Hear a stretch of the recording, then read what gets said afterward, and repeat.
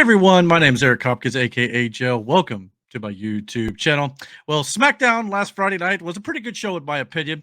Without further ado, let's get right into it. With the show started off with Rey Mysterio versus Santos Escobar, kind of culminating a little bit of their feud between the Latino World Order, the LWO, and Legado del Fantasma, the two leaders of the factions going nose to nose here.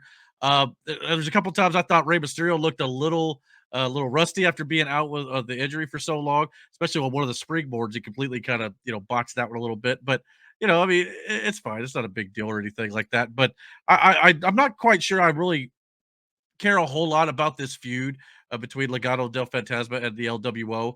But I just feel like it's just not. We're just kind of repeating ourselves, going in circles, kind of like how the Final Testament is with Bobby Lashley and the Street Profits right now. It just feels like it kind of just keeps going back and forth and over and over and over again. And we're not really progressing anything a little bit, in my opinion. Maybe we'll get something like to end some of these feuds at WrestleMania. We'll just have to wait and see.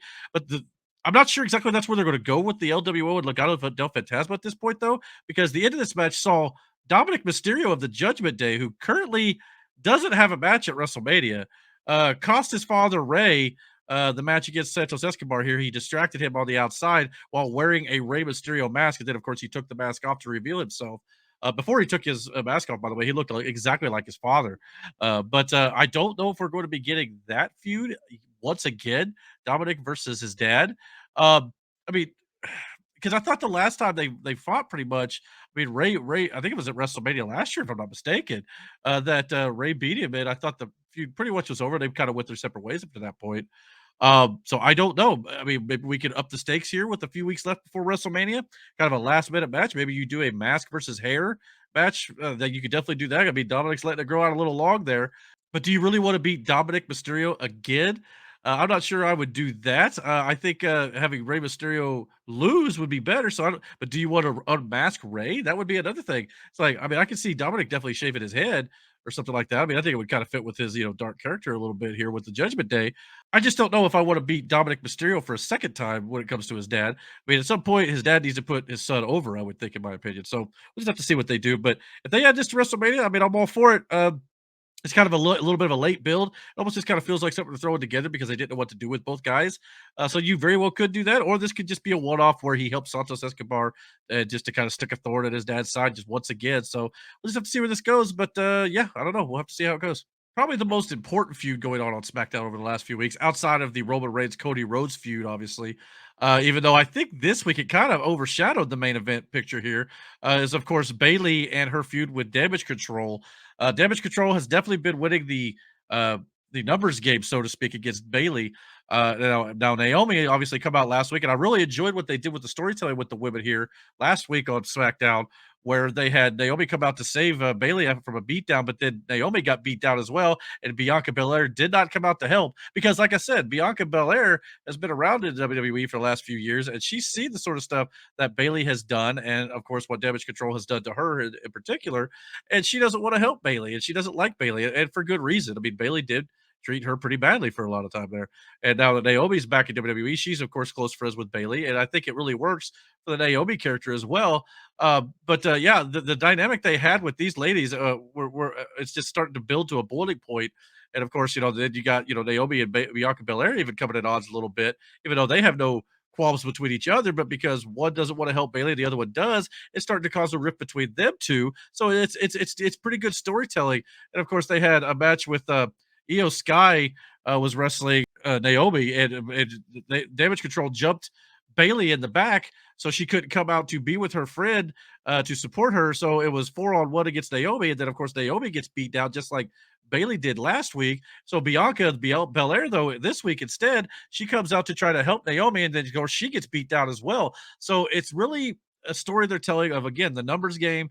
It's 4-on-3 at this point. However, I think we could be getting something that kind of even the odds next week. We'll just have to wait and see how that goes.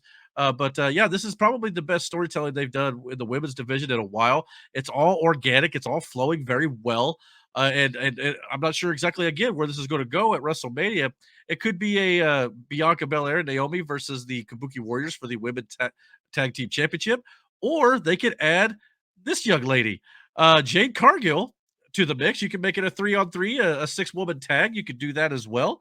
They officially announced on SmackDown that Jade Cargill will be joining the SmackDown brand, and she will be making her first appearance after being signed with WWE for like 7 months or so now, on the SmackDown roster next Friday night on SmackDown. So I mean, it's about time. I mean, we got to see a little bit of her in the Royal Rumble, and she looked good in my opinion. As an AEW fan, I thought she's always looked pretty decent. I mean, yes, she's still green, and she has some work to do in the performance center or whatever. But I thought that the way Tony Khan booked her at AEW was really well done, and for the abilities she had at the time. And I think that they pushed her for good reason to get that TNT chip or TBS championship over, I should say. This could work just fine. You put her in a 6-woman tag also to where, she doesn't have to do all the work, right away, and she can kinda ease her, toe into the pool, so to speak, and kinda get her feet wet, and kinda just get herself acclimated a little bit to the WWE style a little more, and, you can help even the odds here against Damage Control, and that is really what the story is all about. So I could definitely see that being where they're going at WrestleMania. So, if I'm a bet man, I think, I would take the 6-woman tag over the, WWE Tag Team Championships for the women, at WrestleMania. Probably it could be on the kickoff show, or it could be earlier on in the card on night one or something like that. But of course, Io Sky is going to be going up against Bailey for the women's championship on one of those nights as well. So that would be where I would probably take it, and I think it's a good move overall. This just what WWE and AEW in general both, and I know I've been saying this over my last few reviews for wrestling, but they've been doing a good job with the women's divisions, and they're starting to build them up properly and give them proper good storytelling, which is something the women has always kind of lacked. They've always had okay matches, and in some cases really good matches at times, but the storytelling is where it's always been lacking. And I think if they continue to build that out, I think it'll be a great thing for the women's division in both companies, and I hope to continue to see that. After that, we had a segment with LA Knight actually showed up at AJ Styles' home, and this to me really evoked memories of like Stone Cold Steve Austin going to Brian Pillman's home, where they literally had to get the cops involved. They're like literally fighting out on the front lawn. So like it just has that realism to it. And of course, they had this cool like camera footage from the inside the cop car.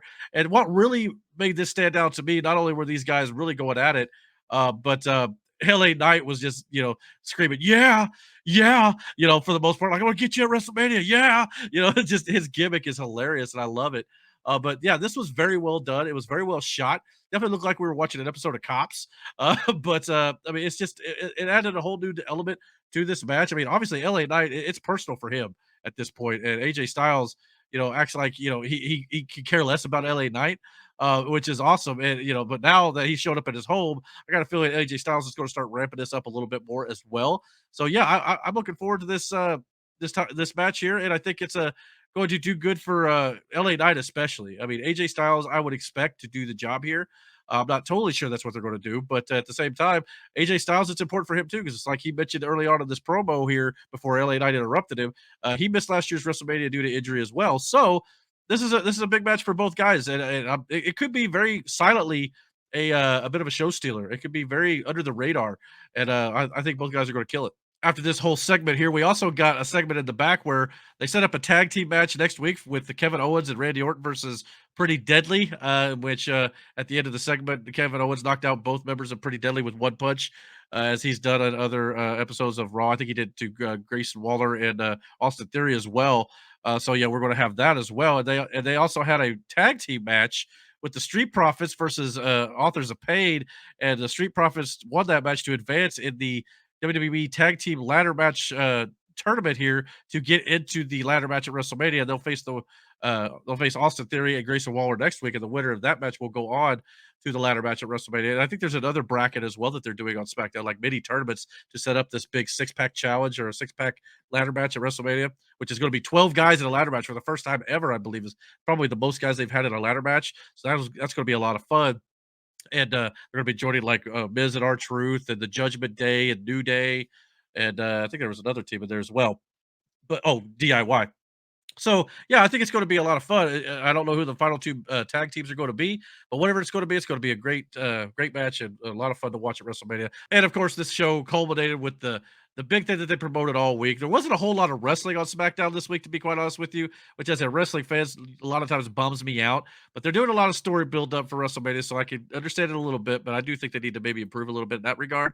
But at the end of the day, this all built up to the very end of the show where we had Roman Reigns and Cody Rhodes in the ring, promising they were going to show up one on one with each other and have no backup whatsoever, go face to face. And at first, it looked to be that was going to be the case.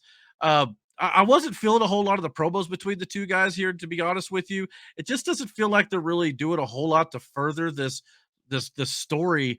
But they're just trying. It almost feels. It doesn't really feel like they're treading water per se to get to WrestleMania, but it's lost a bit of its luster. I did like the fact that Cody Rhodes mentioned that the Shield was unstoppable at one point because Seth Rollins was talking about how he was going to be Cody Rhodes' Shield, and Roman was trying to play up to the fact that Seth Rollins is going to turn on Cody at some point because he turned on Roman, so Cody can't trust him. He thought Cody was a fool for trusting him. Well, then Cody did brought up the fact that the Rhodes brothers, him and Dustin, were the first to beat the Shield, or among the first to beat the Shield when they were the trios faction. There, it was a nice little thing to throw in there. So something to remind the fans, hey, I've beaten this guy before. So again, this whole segment to me was about Cody Rhodes being one step ahead of Roman Reigns for a change. And I like that aspect of it. And in that regard, it kind of furthered the story a little bit. So I'll give it that. But I just feel like the promos between the four guys of Seth, Cody, and Roman and Rock have kind of hit this point where it's kind of like we're not really getting much further than where we already were. I would like to see the guys. I mean, I don't necessarily want them to touch too much before WrestleMania because you want to preserve that for the pay per view. But if they could kind of get to some sort of altercation without just slapping each other and just kind of throwing these barbs at each other, which some of them are good, some of them are not so good. Like diarrhea Dwayne was terrible. But then you get the Cody Crybaby stuff, and some of that's good. I like the fact that The Rock introduced the weight belt gimmick, talking about how he's going to hand that to Mama Rhodes. That's good. Of course, with The Rock not being there this week, he'll be on Raw on April 1st to set up WrestleMania, the go home show for Raw and go home show for WWE in general. Because SmackDown normally that week is going to be a lighter show. It might have the Andre the Giant Battle Royal or something on it. Then they're going to do the Hall of Fame that Friday night.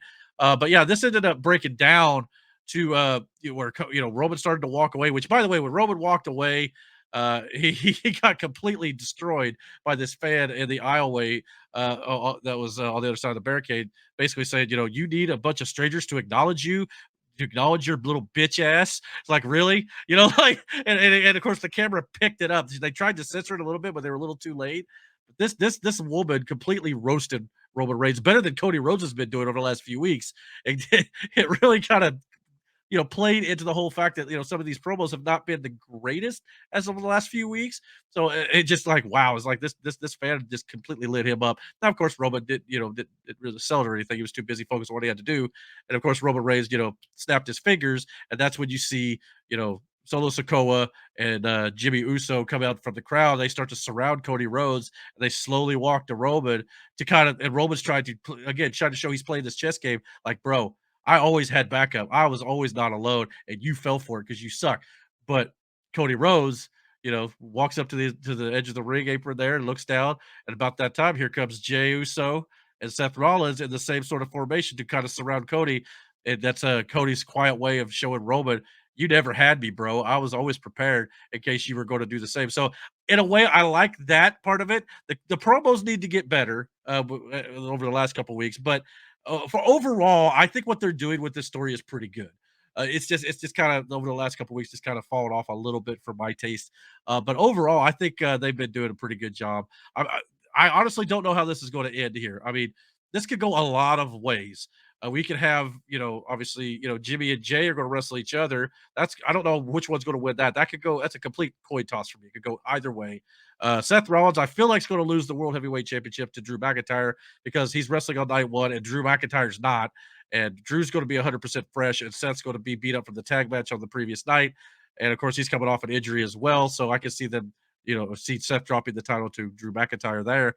And then, of course, with Cody and Roman, You would think that Cody and Roman, it would end with Cody Rhodes finally finishing his story, but I think that the tag match could possibly go with Roman and Rock winning night one. That way, it's bloodline rules at night two at the title match against Cody and Roman, and then it's going to be all out chaos. And of course, they definitely tease with this image here that it could definitely be like an Avengers style team up between these six individuals, as well as you could got The Rock involved. You could bring in Drew McIntyre, who's had his issues with the bloodline over the years. You could, do all sorts of different things and have this absolute chaos going into night two at that title match be surrounded because anything goes.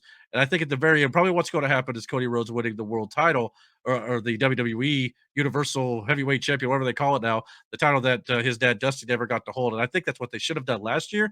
But it sounds like it will be a great ending if that's what they do. However, Roman Reigns is set to break, I think it's Bruno Sammartino's record this summer. So never say never. They very well could have Roman Reigns break that record. And if that's the case, he's going to have to beat Cody Rhodes here too. And I still think eventually down the line, you got to do Cody Rhodes and Rock one on one by the way this is going, but we'll have to wait and see what they do. All in all, it was a decent show tonight. Pretty good. I love what they did with the women. Love what they did with LA Knight. A few things I'm just kind of like with the LWO stuff and some of the promo stuff. Like I said, is a little bit could be some improvements done there, but overall, pretty good show. But what do you guys think? Did you guys enjoy SmackDown for March 22nd, 2024? Only a couple weeks away from WrestleMania at this point, so we're getting down to the nitty gritty here when it comes to the storytelling. So let me know what you guys think about what they've been doing. Don't forget to hit that like and subscribe button as well. And until my next video, guys, take care and God bless.